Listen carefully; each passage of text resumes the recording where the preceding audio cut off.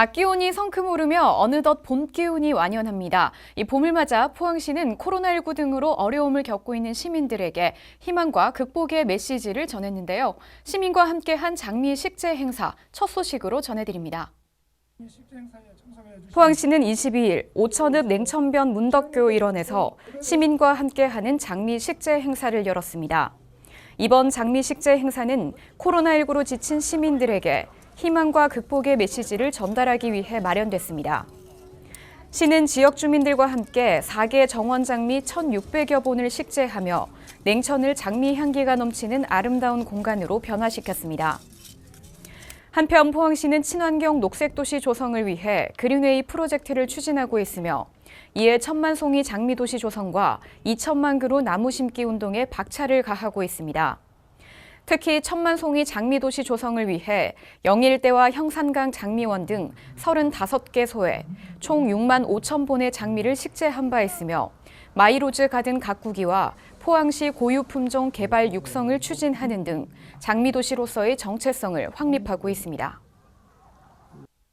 112로 포항 촉발 지진 피해에 대한 실질적 배상이 첫 발을 뗐습니다. 제1차 지진 피해 구제 지원금 지급이 시작됐는데요.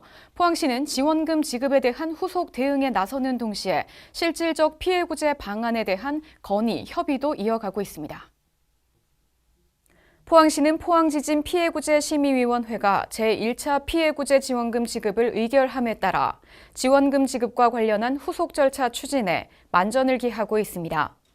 심의위원회는 작년 9월 21일부터 10월 31일까지 접수된 7,093건 중 미상정건을 제외한 1,694건 가운데 1,664건에 대해 피해를 인정하고 총 지원금 42억 원을 지급하기로 했습니다.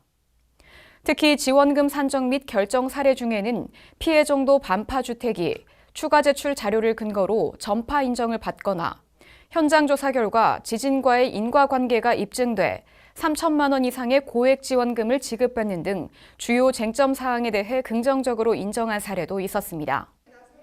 시는 지원금 결정서를 신청 세대로 송달하고 지진민원 신속처리 TF팀을 운영하는 한편 국무총리실 피해조사단과 협의해 폭넓은 지원금 산정에 최선을 다할 계획입니다. 아울러 피해주택의 지원 기준과 관련해 공동주택의 규모가 천차만별인 만큼 공동주택 공용부문의 지원 한도 상향과 자동차 피해 별도 지원 기준 마련 등으로 피해 주민들이 실질적인 피해 구제를 받을 수 있도록 심의위원회 및 관계부처와 지속적인 협의를 거칠 예정입니다. 포항시는 지역의 우수 농수특산품의 수출 증대와 판로 개척에 꾸준히 힘쓰고 있습니다. 24일에는 경북통상과 업무 협약을 맺었는데요. 향후 5년 내 수출 100억 원 달성을 목표로 잡으며 지역 농수특산품의 수출길 확대에 협력하기로 했습니다. 24일 포항시는 경북통상과 포항시 우수 농수특산품 수출 확대를 위한 업무 협약을 체결했습니다. 이날 협약을 통해 포항시와 경북통상은 시장 환경 변화에 맞는 슈퍼푸드와 가정 간편식 등 신제품 개발에 힘쓰고 해외 신시장 개척과 수출 상담 창구 역할에도 상호 협력하기로 했습니다. 협약 후에는 지역의 농수특산품 생산, 제조, 가공업체를 대상으로 수출 상담회를 개최해 수출 100억 원 달성을 위한 교두보를 마련했습니다. 시는 그동안 신선농산물 수출 역량 강화에 특히 힘써왔으며 신품목 개발 및 신시장 개척에 매진해 지난해 역대 최고 수출 기록인 500톤, 10억 원을 달성한 바 있습니다. 또 지난해 청림동과 동해면이 여름무 경북도 최초 예비 수출단지로 지정됐으며 시는 올해 죽장면의 배추 및 양배추 수출 전문단지 조성을 추진합니다. 아울러 포항시는 글로벌 식품 시장의 변화에 대응하고 미래 10년 수출 농업 기반을 조성하는 데 행정력을 집중할 계획입니다. 간추린 소식입니다. 포항시는 지난 23일부터 26일까지 공공하수도 내 퇴적토 및 이물질 등으로 집중호우 시 상습 침수가 발생하는 4개 구역에 공공하수도 준설을 시행했습니다. 시는 철저한 하수도 관리로 주민 피해와 안전사고를 예방하고 쾌적한 도시 환경 조성에도 기여한다는 방침입니다. 24일 경상북도 시군의회 의장협의회가 포항에서 제289차 원래회를 가졌습니다. 이날 본회의에서는 자치분권 실현과 지방의회 독립성 강화를 위한 지방의회법 제정 촉구 결의안 채택 등을 심의했습니다. 지난 24일 포항시 남구 예방접종센터에 4,095명분의 화이자 백신이 도착했습니다. 포항시가 확보한 약 4,000명분의 화이자 백신은 4월 1일부터 75세 이상 어르신과 노인시설 내 예방접종 대상자에 사용합니다. 시는 화이자 백신을 효율적으로 접종하기 위해 접종 대상자 명단 및 등록 관리, 대상자 수송 대책 수립 등에 만전을 기하고 있습니다.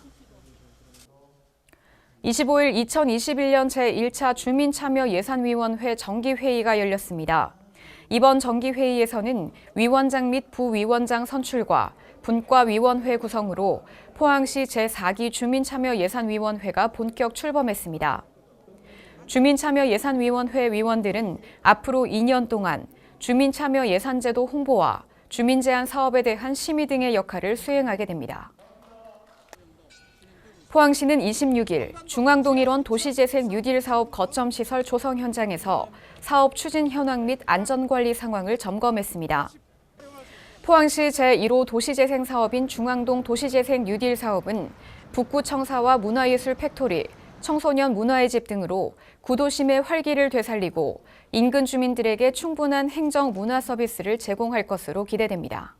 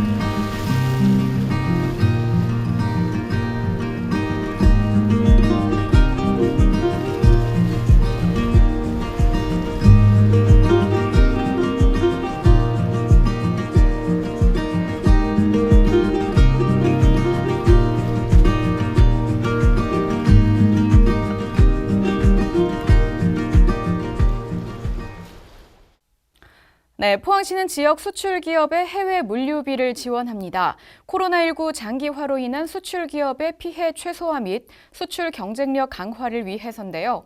포항시 소재 중소, 중견 수출 제조기업이 지원 대상입니다. 업체당 연간 500만 원 한도의 수출 물류비를 지원받을 수 있는데요. 포항 테크노파크 홈페이지에서 온라인으로 접수 가능합니다. 이 수출 부진은 급격한 지역 경제 침체의 요인이 되기도 하는데요. 이번 해외 물류비 지원 사업이 우리 지역 수출 기업의 코로나19 위기 극복에 든든한 버팀목이 되기를 바라겠습니다. 이번 주 준비한 소식은 여기까지입니다. 함께해 주신 여러분 고맙습니다.